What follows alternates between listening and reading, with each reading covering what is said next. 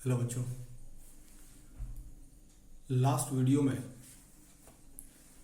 हम लोगों ने बात किया था कुछ फंक्शनल कंपोनेंट्स ऑफ कंप्यूटर्स के बारे में, जिनमें हम लोग देखे थे input unit, central processing unit के बारे में हम लोग बात किए थे, जिसमें कि एएलयू और control unit, arithmetic logic unit और कंट्रोल यूनिट के बारे में हम लोग डिटेल में बात किए थे। अब और भी उसके दो कंपोनेंट्स हैं जिसके बारे में बात करना बाकी था, तो अब उसके बारे में हम लोग डिस्कस कर लें। अगला जो हमारा आएगा आउटपुट यूनिट और मेमोरी। तो पहले आउटपुट यूनिट ही हम लोग डिस्कस कर लेते हैं, फिर मेमोरी में आएंगे।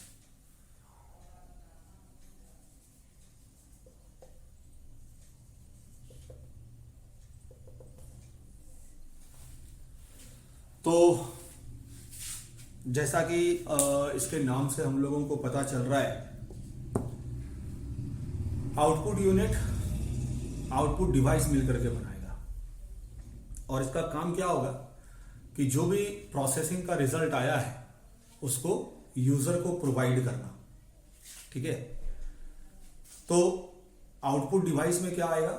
सबसे कॉमन आउटपुट डिवाइस हमारा मॉनिटर है, जो कंप्यूटर में हम लोग स्क्रीन देखते हैं, जिसमें हम लोग सारी चीज़ों को देखते हैं, वो मॉनिटर कहलाता है। तो वो बहुत ही कॉमन आउटपुट डिवाइस है मॉनिटर। इसके अलावा प्रिंटर है, प्लॉटर है, ये सब भी हम लोग आउटपुट डिवाइस के रूप में ले सकते हैं। ठीक है, तो इन सभी का काम क्या है कि जो भी प्रोसेसिंग हमारा हो रहा है कंप्यूटर में, तो उससे जो रिजल्ट आ रहा है उसको हम लोग यूजर को प्रोवाइड करें। अब याद करो, लास्ट डे हम लोग इस पर काम किए थे कि कंप्यूटर क्योंकि एक इलेक्ट्रॉनिक डिवाइस है, तो ये केवल इलेक्ट्रॉनिक भाषा ही समझता है, 0 और 1।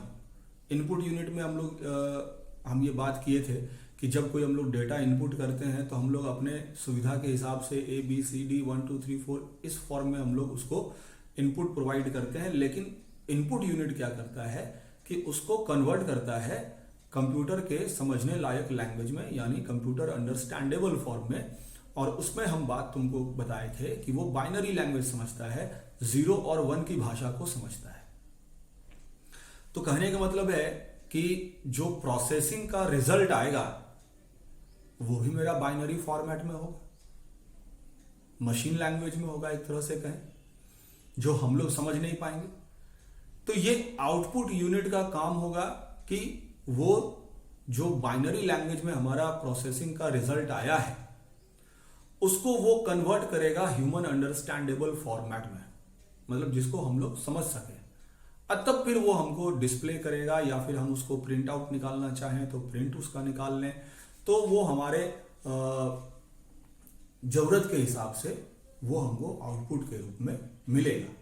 तो ये हो गया आउटपुट यूनिट का काम तुम्हारा। और इसमें फिर नेक्स्ट था हमारा यूनिट जो है वो था मेमोरी।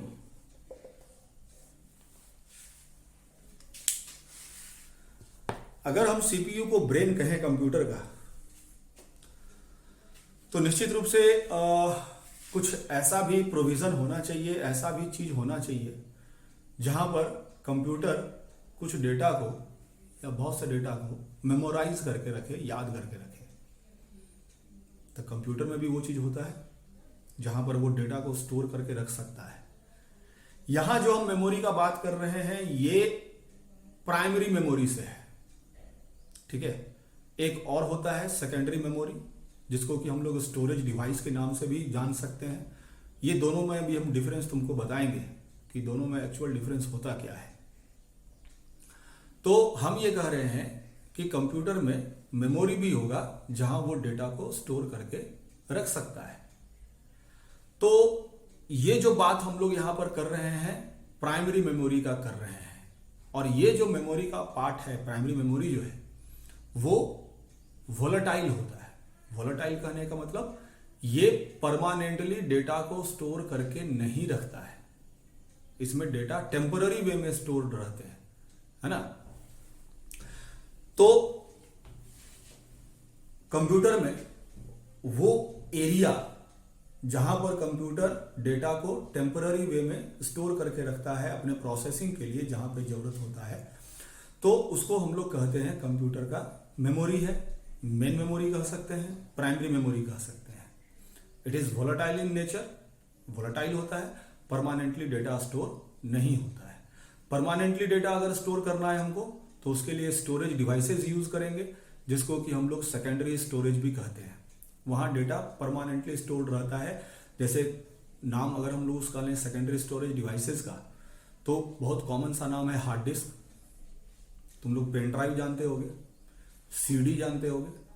तो ये सब परमानेंटली डेटा को स्टोर करके रखता है। ये सब सेकेंडरी स्टोरेज डिवाइसेस है। लेकिन हम लोग यहां पर ध्यान फोकस करेंगे मेन मेमोरी पे, प्राइमरी मेमोरी पे। तो अब सवाल उठता है कि ये दो तरह का मेमोरी का जरूरत क्यों होता है कंप्यूटर में? क्या कारण है? क्या हम लोग सेकेंडरी स्टोरेज से काम नहीं चला सकते हैं? जैसे हम लोग उदाहरण के तौर पर ये बात कर सकते हैं कि जब भी तुम कोई फोन के स्पेसिफिकेशंस को देखते हो, तो तुम्हारा जोर उसमें रहता है ज्यादा रैम पर। रैम यानी रैंडम एक्सेस मेमोरी। उसको रैम क्यों कहेंगे, उस पर भी हम लोग अभी बात करेंगे। Random access memory. तो हम लोगों का फोकस जब भी कोई फोन खरीदते हैं नया, तो हम लोगों का फोकस रैम पर रहता है कि ज्यादा रैम रहेगा तो हमारे दिमाग में ये कंसेप्शन बैठा हुआ है कि ज्यादा रैम का मतलब उसका फंक्शन ज्यादा स्मूथ। तो क्यों ऐसा होगा?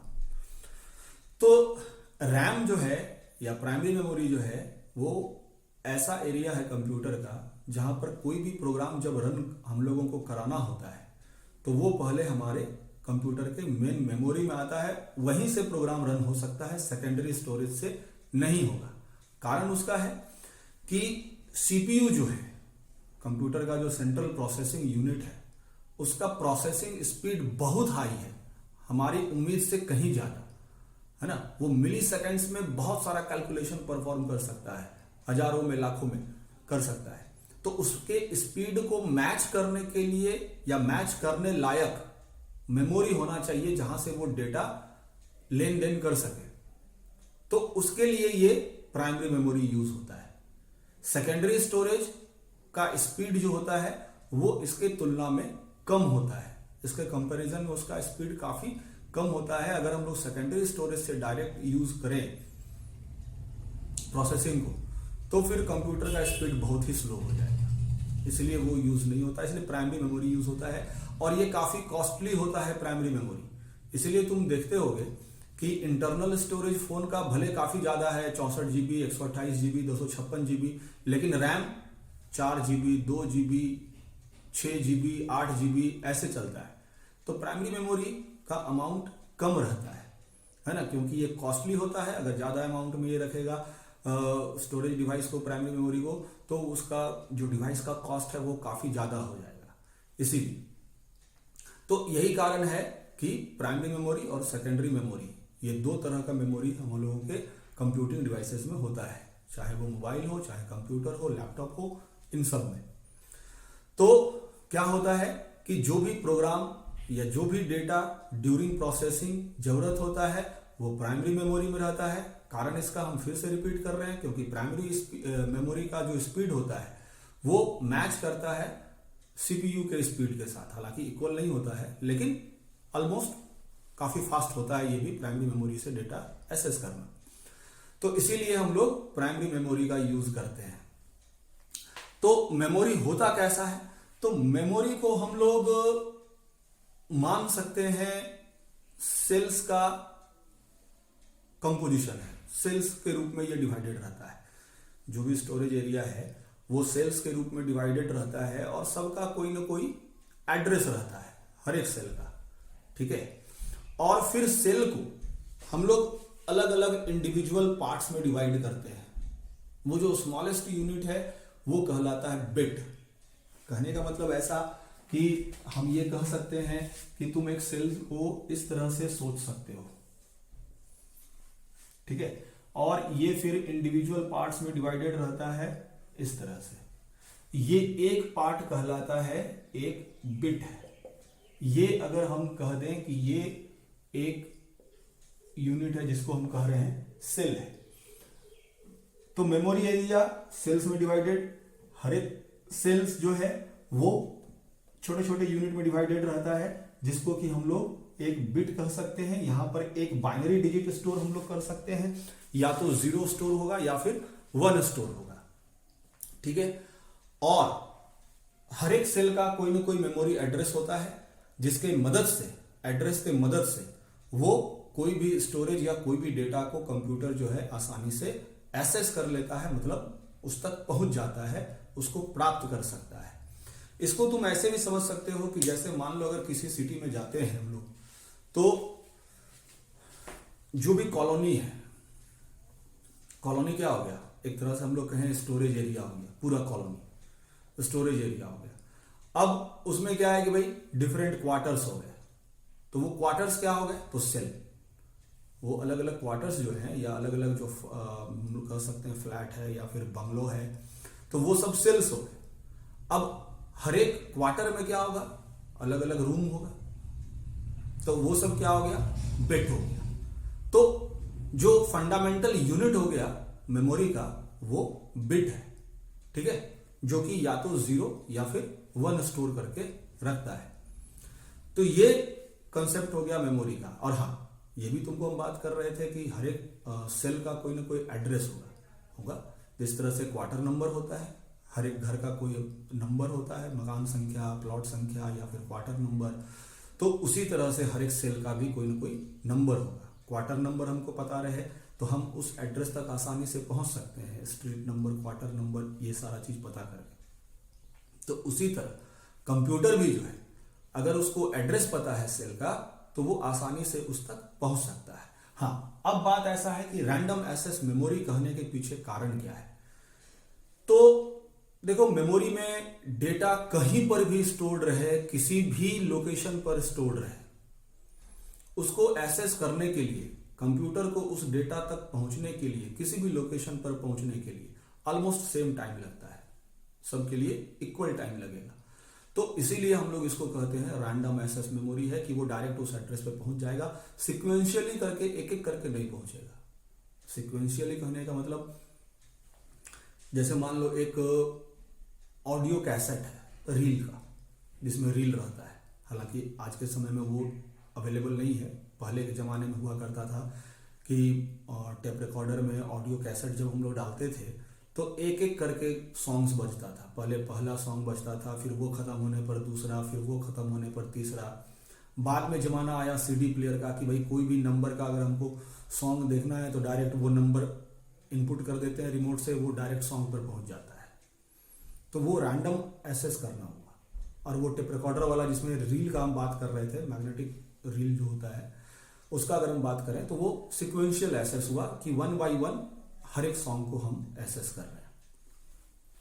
तो इसको रैंडम एक्सेस मेमोरी इसलिए भी कहते हैं क्योंकि किसी भी डेटा तक पहुंचने के लिए इसको हमेशा बराबर समय लगता है, ठीक है। तो अब आते हैं बिट्स के अलग अलग ग्रुप को हम लोग अलग अलग नाम से भी जानते हैं। जैसे हम लोग जानते हैं कि भाई ये 0 और 1 ये कहलाया बिट्स। ग्रुप ऑफ 4 बिट्स जो होगा, ग्रुप ऑफ 4 बिट्स को हम लोग कहते हैं निबल। एक निबल में 4 बिट्स होंगे। ग्रुप ऑफ 8 बिट्स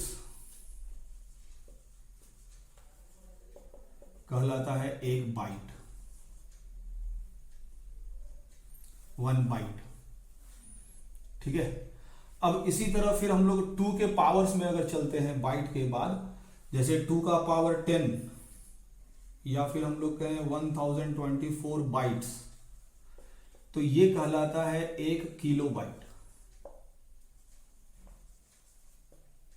यानी 1 KB। उसी तरह 2 का पावर 10 और 1024 KB अगर ले तो ये 1 मेगाबाइट होता है,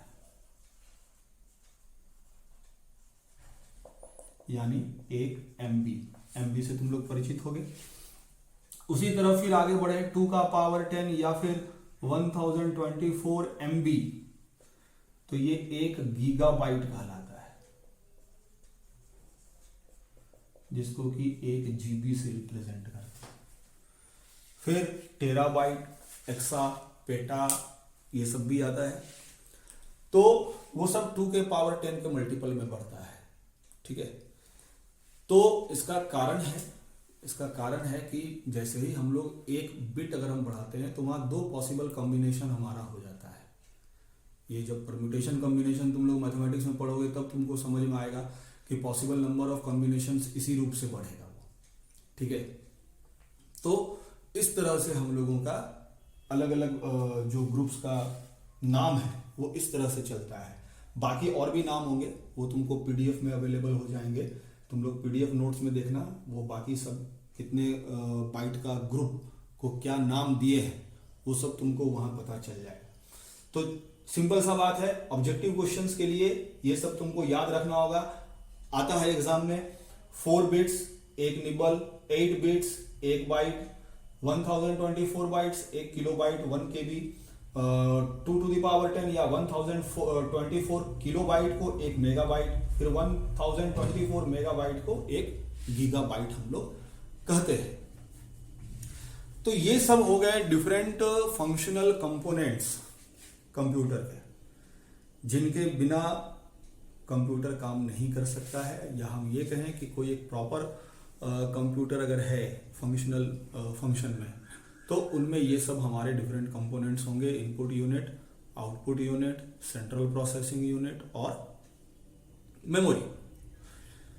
मेमोरी में एक और चीज हम बात कर सकते हैं, प्राइमरी मेमोरी के अलावा मेमोरी में तुमको एक और चीज होता है रजिस्टर्स,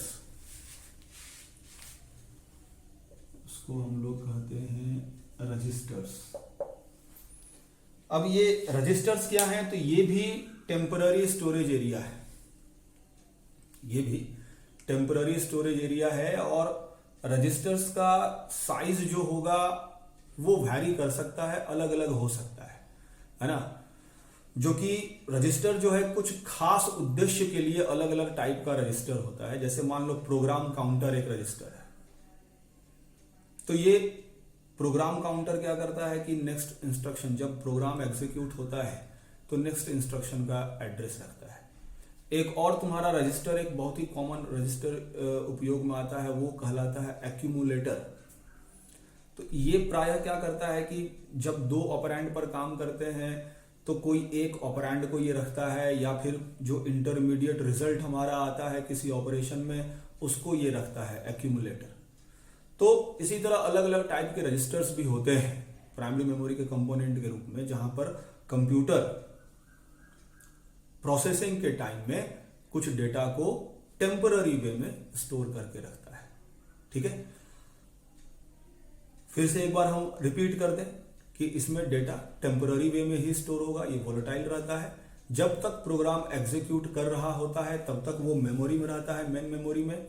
जैसे ही उसका काम कंप्लीट हो गया, सिस्टम क्या करता है कि उसका मेमोरी को, जो उसके द्वारा उपयोग में लाया हुआ मेमोरी था, उसको वो फ्री कर देता है, खाली कर देता है, ताकि कोई दूसरा प्रोग्राम फिर हम लोग वहां पर रन करा सके। एक और समय के लिए हम लोग ये कह सकते हैं कि डेटा तब भी इरेज हो जाएगा जब हम लोग डिवाइस को स्विच ऑफ कर दें। मतलब जब तक डिवाइस ऑन है तभी तक प्राइमरी मेमोरी में डेटा हमारा रह सकता है।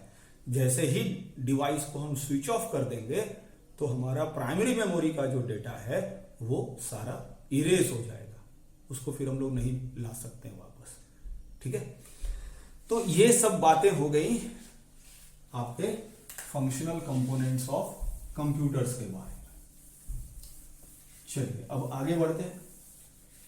कंप्यूटर के कंपोनेंट्स को हम और 2 तरह से डिवाइड कर सकते हैं। कंप्यूटर के कंपोनेंट्स को हम और 2 तरह से डिवाइड कर सकते हैं। एक को हम लोग कहेंगे हार्डवेयर और एक को हम लोग कहेंगे सॉफ्टवेयर। तो चलिए अब हम लोग आगे बढ़े।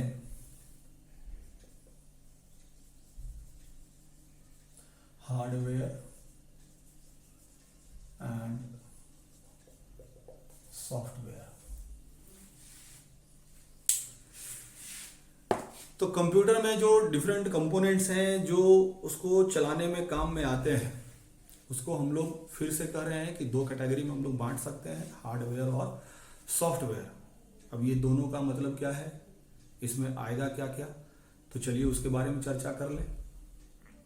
तो जब हम बात करेंगे हार्डवेयर का,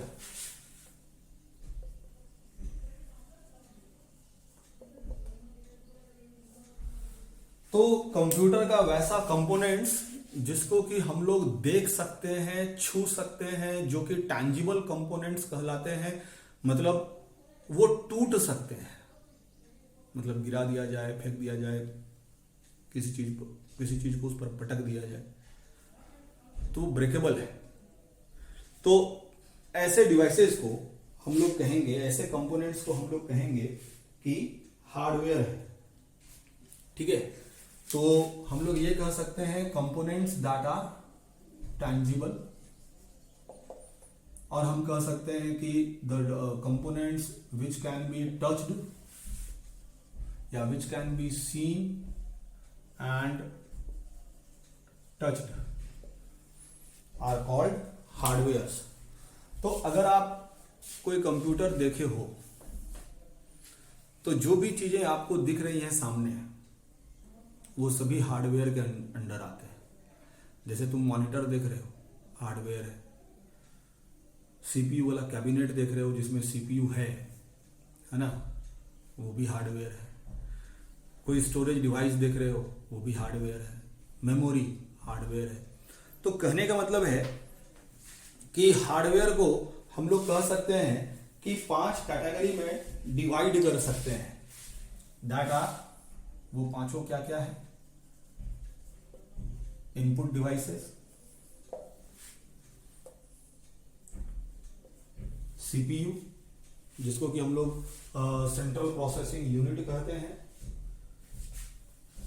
मेमोरी, यहां मेमोरी से मेरा मतलब फिर वही प्राइमरी मेमोरी से है, आउटपुट डिवाइसेस,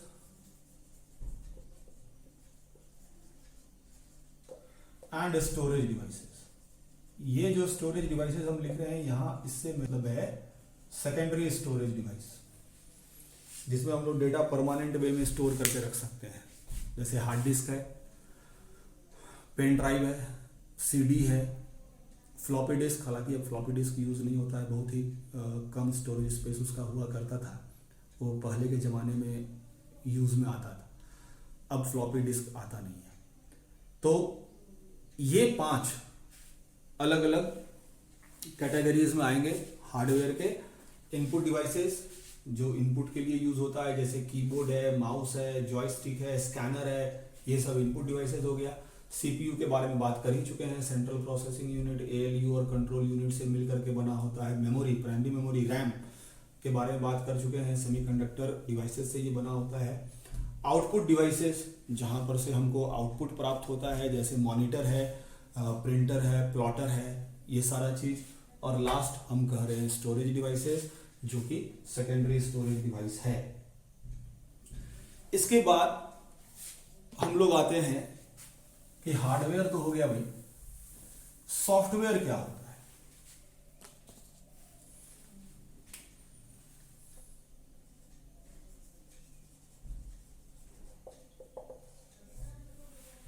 सॉफ्टवेयर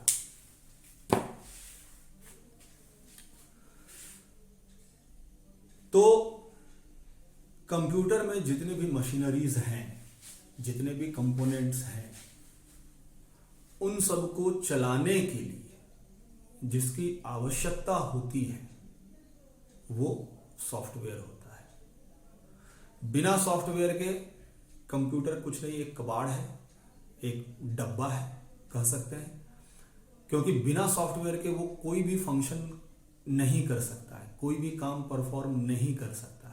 कारण कि कंप्यूटर को अपना कोई ब्रेन है नहीं, जैसे कि ह्यूमन बीइंग को अपना ब्रेन होता है, आदमी में सोचने समझने की क्षमता होती है ना, सिचुएशन के हिसाब से ये काम कर सकता है। लेकिन कंप्यूटर में ऐसा नहीं है, ये केवल उतना ही काम कर सकता है जितना का इसको इंस्ट्रक्शन मिला हुआ है। जो इसको इंस्ट्रक्शन मिलेगा ये वही काम परफॉर्म कर सकता है, उससे एक भी काम इधर उधर वो नहीं कर सकता है। ठीक है, तो सवाल उठता है कि ये इंस्ट्रक्शन उसको मिलेगा कैसे?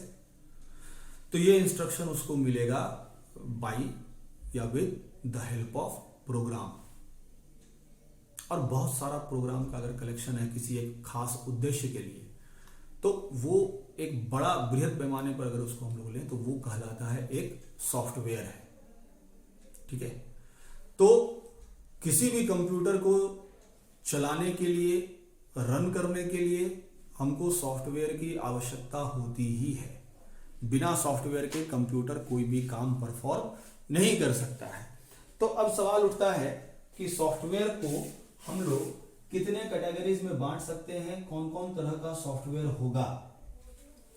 तो आते हैं, सबसे पहले जो मेन चीज है सॉफ्टवेयर में वो है ऑपरेटिंग सिस्टम। फिर आते हैं लैंग्वेज प्रोसेसर्स, और फिर आते हैं हम लोग एप्लीकेशन सॉफ्टवेयर्स। ये 3 कैटेगरीज में हम लोग सॉफ्टवेयर को डिवाइड कर सकते हैं। ऑपरेटिंग सिस्टम, लैंग्वेज प्रोसेसर्स और एप्लीकेशन सॉफ्टवेयर। तो शुरुआत चलिए हम लोग करते हैं ऑपरेटिंग सिस्टम से, कि ऑपरेटिंग सिस्टम क्या होगा।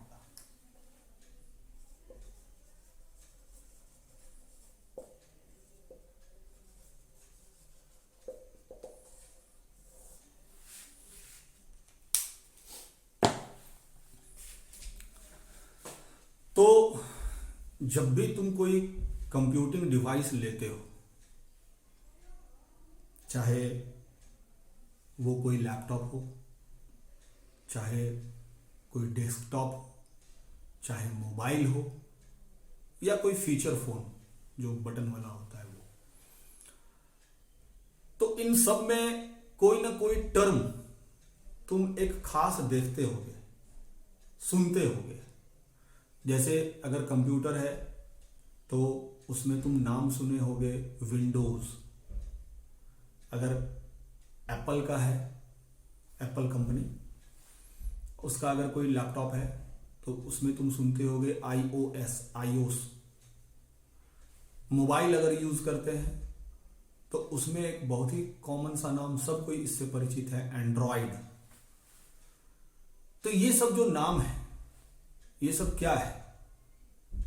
तो ये सब है ऑपरेटिंग सिस्टम।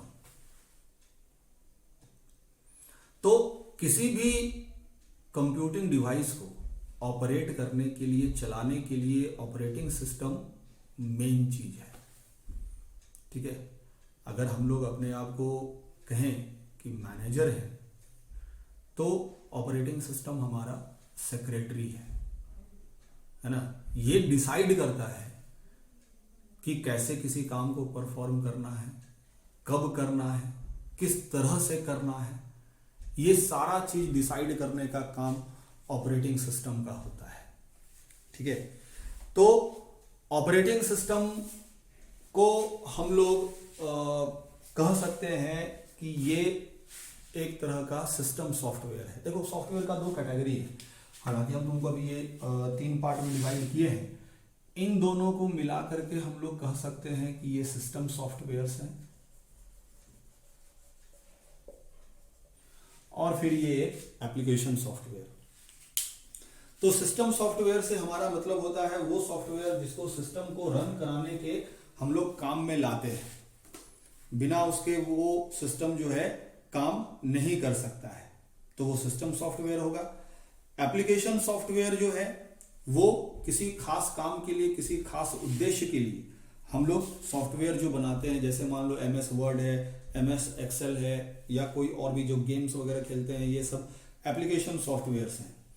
ठीक है, तो सिस्टम सॉफ्टवेयर और एप्लीकेशन सॉफ्टवेयर। सिस्टम सॉफ्टवेयर जो है वो उसके अंडर क्या क्या आएगा, तो जैसा तुमको हम कह रहे हैं कि ऑपरेटिंग सिस्टम और लैंग्वेज प्रोसेसर।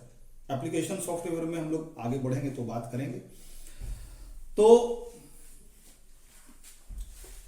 ऑपरेटिंग सिस्टम को अगर हम लोग डिफाइन करें तो हम लोग ये कह सकते हैं कि ऑपरेटिंग सिस्टम जो है ये एक इंटरफेस के रूप में काम करता है between user and computer hardware.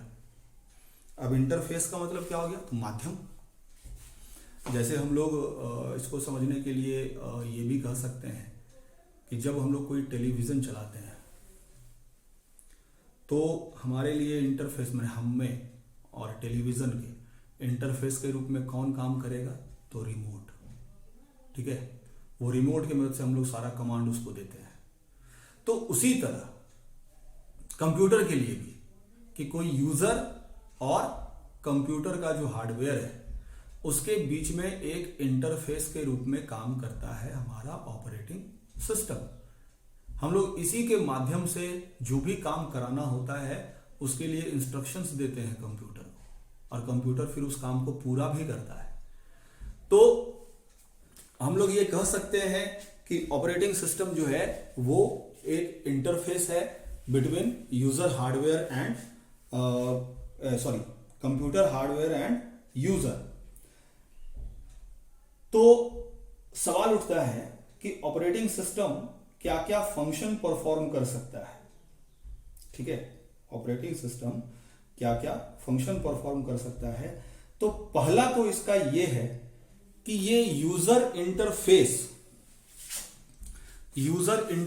को क्रिएट करने के लिए इंस्ट्रक्शंस प्रोवाइड करता है कंप्यूटर को। यूजर इंटरफेस का मतलब हम लोग किस तरह से उसको कमांड दे सकते हैं, चाहे तो वो कमांड हम टाइप करके दे सकते हैं या फिर माउस से क्लिक करके दे सकते हैं, जिसको कि हम लोग ग्राफिकल यूजर इंटरफेस भी कहते हैं। तो ये एक इंटरफेस क्रिएट करता है। ठीक है, तो पहला फंक्शन ये हो गया। चलो उसको हम अगर चाहें तो लिख भी दें कि इसका पहला फंक्शन जो है वो ये है, provide instructions to prepare user interface.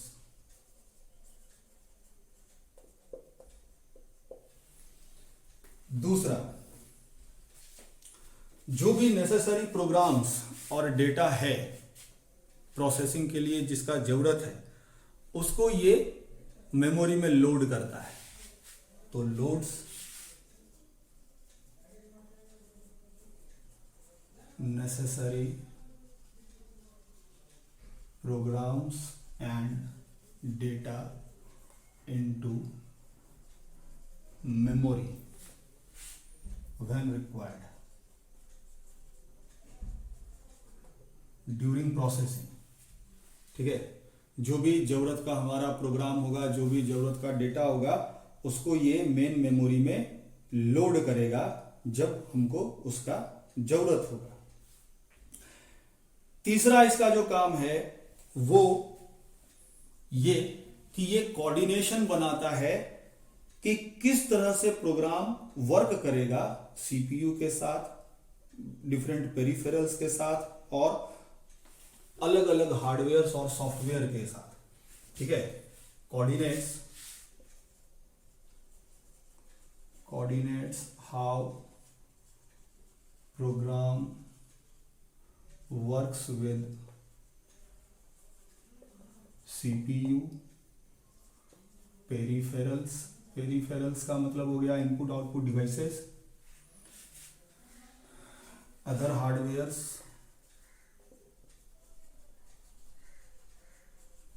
As well as softwares. बाकी हार्डवेयर्स और सॉफ्टवेयर्स के साथ ये किस तरह से काम करेगा उसको ये कोऑर्डिनेट करता है, और फाइनली ये मैनेज करता है कि किस तरह से डेटा को स्टोर किया जाए और उसको रिट्रीव किया जाए, वापस लाया जाए। Manages the way how the data are stored and retrieved. Retrieved का मतलब हो गया प्राप्त करना। तो ये कुछ मेजर फंक्शंस, महत्वपूर्ण काम है ऑपरेटिंग सिस्टम के। ठीक है, क्या क्या? तो इंस्ट्रक्शन प्रोवाइड करेगा यूजर इंटरफेस क्रिएट करने के लिए, ताकि यूजर जो है अपने कमांड को दे सके कंप्यूटर को कि क्या काम कराना है। नेसेसरी प्रोग्राम्स और डेटा को ये मेमोरी में लोड करेगा जब उसका जरूरत होगा। फिर ये कोऑर्डिनेट करेगा, दिशा निर्देश देगा कि सुचारू रूप से जो है प्रोग्राम सीपीयू के साथ और पेरिफेरल्स डिवाइसेस या अलग अलग जो हार्डवेयर डिवाइसेस हैं उनके साथ और सॉफ्टवेयर के साथ किस तरह से वो काम परफॉर्म करेगा, और फाइनली कि किस तरह से वो डेटा स्टोर करेगा सिस्टम में और कैसे वो डेटा रिट्रीव करेगा, प्राप्त करेगा। तो ये बात हो गया तुम्हारा ऑपरेटिंग सिस्टम के बारे में। हालांकि इसमें भी और भी चीजें हैं ऑपरेटिंग सिस्टम में, इसको हम लोग नेक्स्ट वीडियो में देखेंगे, इसके बारे में और आगे बात करेंगे। ठीक है।